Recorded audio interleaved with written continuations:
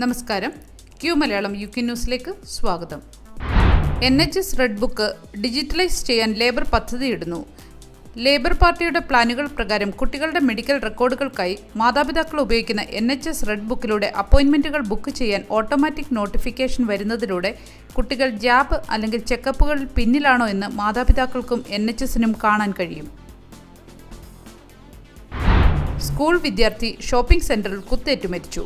ഞായറാഴ്ച രാത്രി 9:15 15 വയസ്സുള്ള സ്കൂൾ വിദ്യാർത്ഥിയാണ് വെസ്റ്റ് ബ്രൗൺവിച്ച് ടൗൺ സെന്ററിലെ ന്യൂ സ്ക്വയറിൽ കുത്തേറ്റ് മരിച്ചത്. വിദ്യാർത്ഥി സംഭവ സ്ഥലത്ത് തന്നെ മരിച്ചു. വെസ്റ്റ് മിഡ്ലാൻഡ്സ് പോലീസ് അന്വേഷണം ആരംഭിച്ചു. എൻഡന്റെ കോടിയലിന്റെ 120ാം വാർഷികത്തോടനുബന്ധിച്ച് ഫ്രഞ്ച് സൈന്യം ഗാർഡ് മാറ്റൽ ചടങ്ങിൽ പങ്കെടുക്കുന്നു. ഇരു രാജ്യങ്ങളും തമ്മിലുള്ള ബന്ധം ഉയർത്തിക്കാട്ടുന്ന പരിപാടിയിൽ എഡിൻബർഗിലെ ഡ്യൂക്കും ഡച്ചസും ബക്കിംഗ്ഹാം കൊട്ടാരത്തിന്റെ ഫോർകോർട്ടിൽ ഇൻസ്പെക്ട് ചെയ്തു. സമ്പൂർണ്ണ സൂര്യഗ്രഹണത്തിന്റെ അപൂർവ ദൃശ്യം മധ്യ വടക്കേ അമേരിക്ക എന്നിവിടങ്ങളിൽ നിന്നുള്ള ദശലക്ഷക്കണക്കിന് ആളുകൾ ആസ്വദിച്ചു. ചില പ്രദേശങ്ങളിൽ പൂർണ്ണ സൂര്യഗ്രഹണം 4 മിനിറ്റും 20 സെക്കൻഡും വരെ നീണ്ടു. മേഘാവൃതമായ ആകാശം മൂലം UKയിലുണ്ടായ ഭാഗിക സൂര്യഗ്രഹണം കാണാൻ സാധിച്ചില്ല.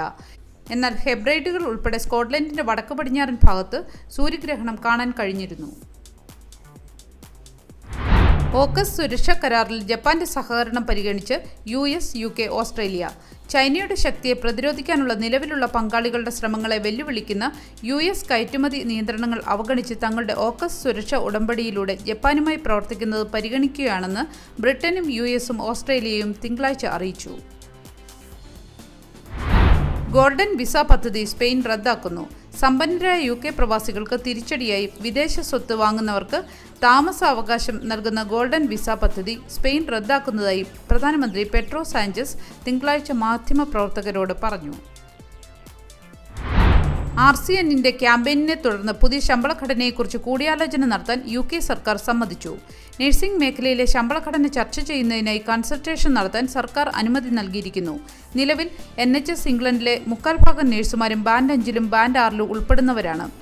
20 വർഷം മുൻപ് അജണ്ട ഫോർ ചേഞ്ച് അവതരിപ്പിച്ചതിന് ശേഷം ആയിരക്കണക്കിന് നഴ്സിംഗ് സ്റ്റാഫിൽ നിന്ന് ശേഖരിക്കുന്ന തെളിവുകൾ നഴ്സിംഗ് ശമ്പളത്തിന്റെ ഏറ്റവും വലിയ ഓവർഹോളിലേക്ക് നയിച്ചേക്കാം. ഇംഗ്ലണ്ടിലെ ഹോസ്പിറ്റലുകളിൽ പെസ്റ്റ് കൺട്രോളിനായി ദശലക്ഷക്കണക്കിന് പൗണ്ട് ചെലവാക്കിയതായി റിപ്പോർട്ടുകൾ.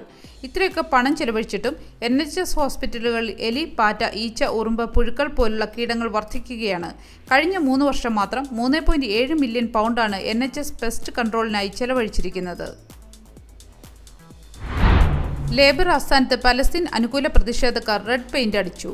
ഇസ്രായേലിനെതിരെ ആയുധ ഉപരോധം ഏർപ്പെടുത്തണമെന്നാവശ്യപ്പെട്ട് പലസ്തീൻ അനുകൂല പ്രക്ഷോഭകർ ഗാസയിലെ യുദ്ധത്തിൽ പാർട്ടിയുടെ നിലപാടിനെതിരെ പ്രതിഷേധിച്ചാണ് ലേബർ പാർട്ടിയുടെ ആസ്ഥാനത്ത് ചുവന്ന പെയിന്റ് തേച്ചത്.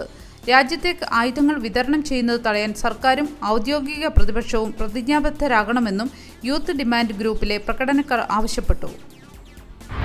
ഒരു നല്ല ദിവസം ആശംസിച്ചുകൊണ്ട് ഈ വാർത്താ ബുള്ളറ്റിൻ പൂർണ്ണമാകുന്നു. ചാനൽ ലൈക്കും സബ്സ്ക്രൈബും ചെയ്ത് പ്രോത്സാഹിപ്പിക്കണം.